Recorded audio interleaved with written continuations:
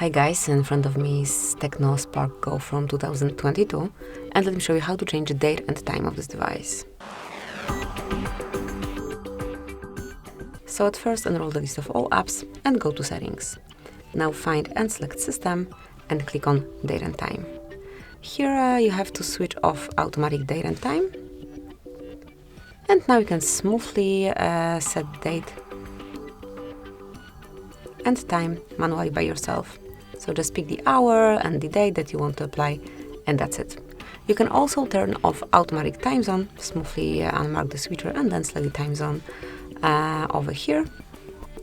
And that's it. So this is how you can manage date and time. Obviously you can go back to automatic setup smoothly by selecting network or GPS provided time, and also by marking automatic time zone. Thank you for watching. Please subscribe our channel and leave a thumbs up.